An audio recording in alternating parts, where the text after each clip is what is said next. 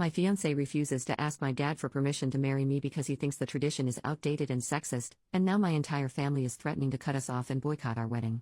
I've been with my boyfriend, 25M, for 3 years. We both just finished school, and are finally ready for marriage. He proposed last week and I happily said yes. I literally could not be happier. I love him and I just know he is going to be an awesome dad someday, and I'm genuinely excited for life with him. But my boyfriend is very new school and my dad is kind of old school. My dad, 48M, was beyond mad that my boyfriend did not ask my dad for my hand before proposing. My dad said he was willing to hear my boyfriend's apology if my boyfriend formally asks for my hand at a dinner that my dad said he will pay for at the restaurant of my boyfriend's choosing. My dad feels like he is being very accommodating. He will bring my boyfriend's favorite wine to celebrate.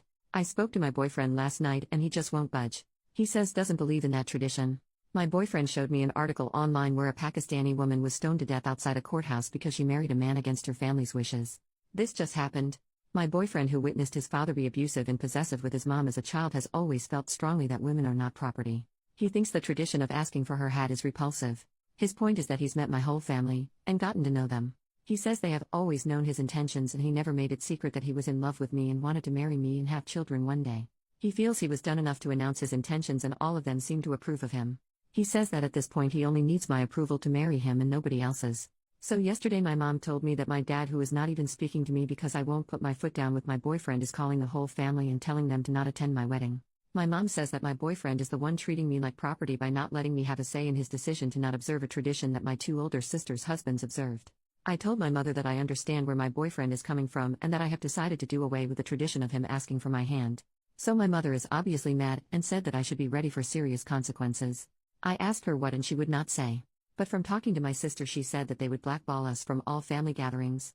My 2 sisters and my mom have told me my boyfriend is being selfish. The wedding is set for August 9th, and now I'm actually worried that nobody in my family will attend my wedding because of this small thing. I don't know what to do. Edit to add, I'm getting some comments about my boyfriend asking for my parents' blessing instead of permission or hand. I just can't see the difference. There might be one, but I don't see it. Is there a big difference? Relevant comments. OP, first I want to say thanks for the congrats and comments. I was just thinking as I read some comments here. One comment said that my parents should not have staged the boycott either way. So maybe the boycott signals something more than just my father wanting to be included in some way.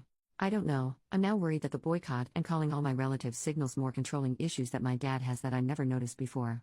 My 2 older sisters had no problems with their wedding because they did everything the way my dad liked. So, I'm scared now that maybe my boyfriend is right, that it's not just a tradition. Commenter, you said my dad feels like he is being very accommodating. But no, both he and your mother are being controlling. And they are attempting to make you choose between your fiancé and them.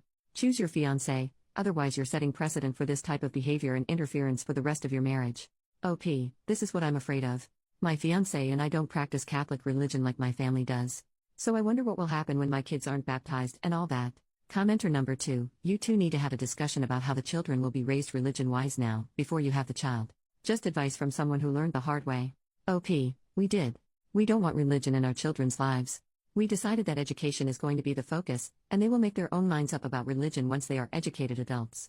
I grew up Catholic, but I don't want that for my kids. My husband grew up somewhat Christian and he still believes in God, but he doesn't want religion to be a major part of our family either. We have talked this subject to death. You're right, it's very important. I realize we might change our minds later, who knows? But my family doesn't know about this. I have a feeling after this boycott that my parents will stage another one when they find out we won't be Catholic. Update, 2 years later. Hi everyone, it's been a couple years since my post, so I guess I owe you an update. The wedding went on as planned. My parents stuck to their guns and boycotted. One of my 2 sisters attended and is now happily blacklisted from our family. Nobody else from my entire family showed up, including my 2 brothers. The wedding was a little unconventional. My sister walked my husband down the aisle and then his sister walked me down the aisle. I wanted this because my sister-in-law actually introduced us and helped me get my first date with him. There was no question about who gives away the bride or even about objections. It was normal other than that. There has been no contact between me and my family, other than my one sister. My mother has made it a point to send me a card every time that they have a family gathering for holidays or birthdays at their house, just to let me know that my father says I'm not invited. I get one almost every month. I don't even read them anymore, I just toss them.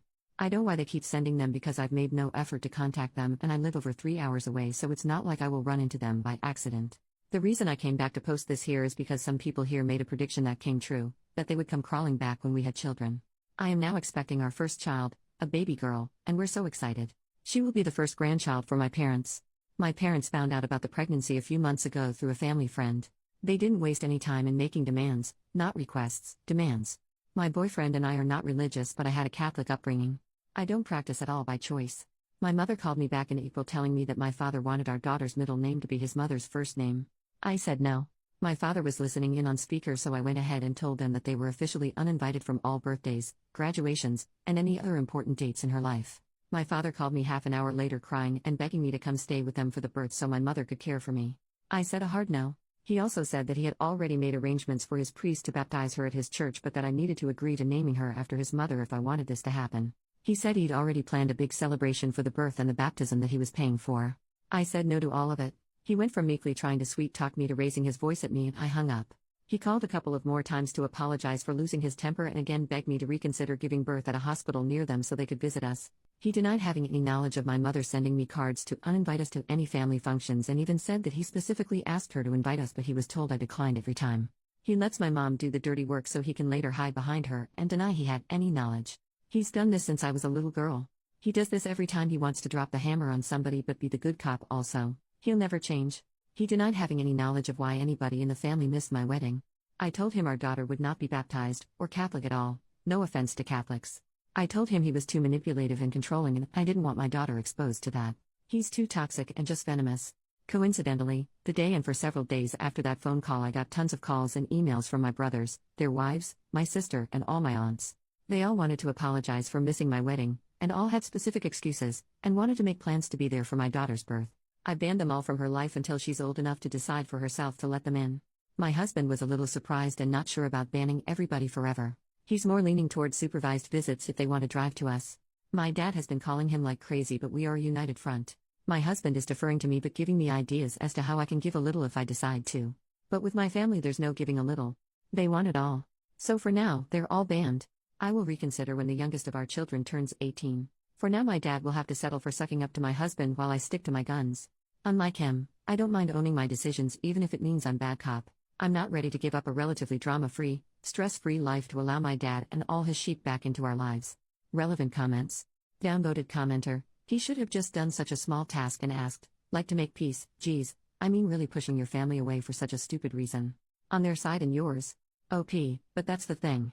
After that one small task they would want to name my daughter, another small task, then they would ask I go have the baby near them, another small task, then have her baptized by their priest, then they pick her school, then they make life decisions for her like they tried with me and my siblings, all small tasks. It would never end.